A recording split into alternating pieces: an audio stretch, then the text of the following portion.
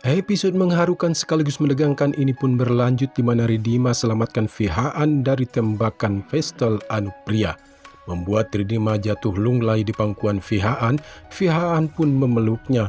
Ridima mengucapkan terima kasih kepada Fihaan karena telah menyelamatkan keluarga. Akhirnya doa Ridima terkabul. "Shh," kata Fihaan, "jangan banyak bicara Ridima, aku memang fans." "Benarkah? Kamu selalu datang di antara kematian. Benarkah kamu fans?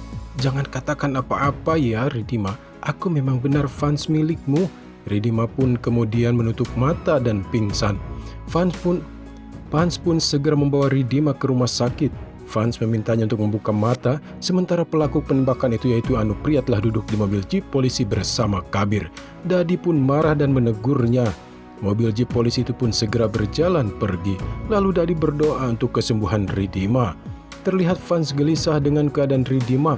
Ia pun melihat Ridima sedang dirawat. Ia bilang, "Oh tidak Tuhan, Ridimaku tidak bisa meninggalkanku seperti ini." Ia pun mengingat kata-kata Dadi kalau Ridima sangat mencintai Tuhan.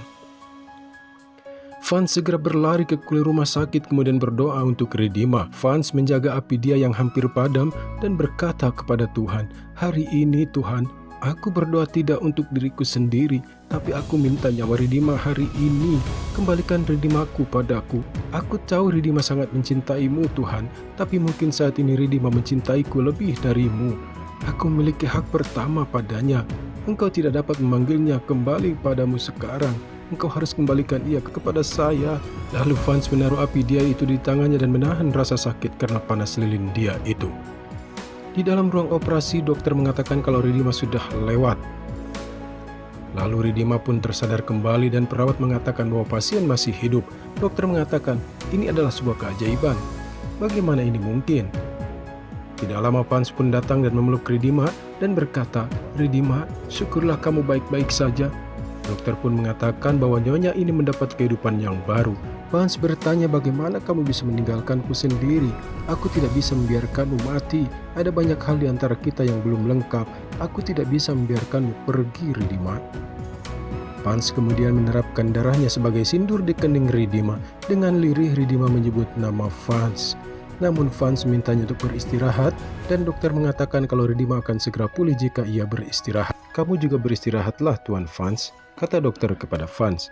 Sementara di tempat Kabir mencampuk dirinya sendiri dengan marah dan mengingat penangkapan Anupriya ibunya. Ia berkata dengan kesalnya, "Aku tidak akan melepaskanmu Fans Ridima," kata Kabir dengan geramnya. Pagi harinya Ridima bangun, ia melihat Fans tertidur di sofa. Perawat menyapanya dan mengatakan, "Kamu beruntung karena suamimu sangat mencintaimu, Nyonya. Itu sebabnya kamu bisa bernapas lagi. Hati-hati ya, Nyonya." Lalu Ridima pun turun dari ranjang pasien mendekat ke arah sofa. Ridima tersenyum melihat wajah Fansnya yang masih tertidur. Air matanya pun jatuh di wajah Fans. Fans bangun dan bertanya, "Apa yang terjadi? Mengapa kamu bangun dari tempat tidur, Ridima?" Ridima menangis dan segera berlari memeluk Fans. Ridima bilang, "Aku yakin kalau kematian tidak bisa menjemputku saat kamu bersamaku, Fans. Bahkan saat itu aku akan menerima kematian di tanganmu." Fans meminta Ridima untuk berbaring di ranjang. Fans pun berkata, "Kamu tahu, aku juga sangat ingin tinggal bersamamu, Ridima. Lalu kenapa kamu hadir di sisiku sebagai Fihaan? Semua ini tidak akan terjadi jika kamu datang sebagai Fans." Fans mengatakan, "Ketika ada banyak musuh, maka terkadang kita harus mengubah identitas kita. Dan kita berhasil menyingkirkan satu musuh kita sekarang." Ridima pun bilang, "Aku harus membuat pengakuan. Aku ingin mengatakan, mengapa aku membawamu pulang sebagai Fans yang mirip." "Ya, aku tahu itu," kata Fans. "Kamu tidak perlu mengklarifikasinya. Aku tahu kamu melakukan ini semua untuk keselamatan keluarga." Lalu Fans pun mengalungkan manggalsutra di leher Ridima dan berkata, "Kamu adalah Ridima istriku dan aku adalah Fans milikmu." Kemudian Fans pun izin pergi untuk berbicara dengan dokter. Fans bilang, "Aku akan bertanya kapan kamu boleh pulang dari rumah sakit ini. Dan aku harus memberitahu keluarga bahwa kamu baik-baik saja." Ridima pun berharap kalau Dadi baik-baik saja. Fans mengatakan bahwa Dadi pasti baik-baik saja jika kamu juga dalam keadaan baik, Ridima. Lalu Fans pun segera pergi. Sementara di rumah, Anggrek mengatakan kepada Dadi bahwa Ridima telah sadar dan ia akan segera baik-baik saja. Dadi pun berterima kasih kepada Tuhan. Isani memintanya untuk minum obat. Dadi bilang, "Aku sedikit takut. Tapi aku yakin cinta Vance dan Ridima itu benar. Mereka masih bersama. Anggrek mengatakan ia akan segera pulang ke rumah, Nek. Kabir yang melihat itu pun serta mengetahui kabar itu, ia pun berkata, segera datang. Saya akan buat persiapan khusus untuk menyambut kalian berdua. Duh, apa yang dilakukan Kabir lagi ya pun? Balik lagi ke rumah sakit, Vance membawa Ridima ke dalam mobilnya. Mereka pergi dari rumah sakit. Seseorang telah merusak tangki bensin mobil Vance. Nah, loh siapa lagi tuh? Apakah orang suruhan Kabir?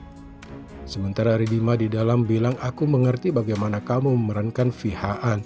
Bagaimana kamu tahu kebusukan Anupriya? Vance berkata, kamu lupa. Kalau namaku Vance Raising Hania, tidak ada rahasia yang bisa disembunyikan dariku, Ridima. Kilas balik menunjukkan bahwa Vance melihat Anupriya menyuntikkan obat ke dalam botol infusia. Anupriya mengatakan, Sia, kamu ingin memberitahu rahasia kepada semua orang bahwa akulah yang telah membunuh ibumu? Benar kan? Tunggu saja keajaiban.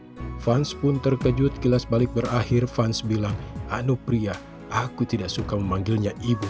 Aku memutuskan untuk mengungkapkan kebusukannya dan ia melakukan ini untuk Kabir. Aku memborgol tangan Kabir.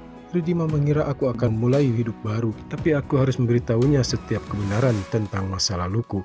Bagaimana nasib mobil Vance Ridima setelah tangki bensinnya bocor? Selamatkah mereka berdua?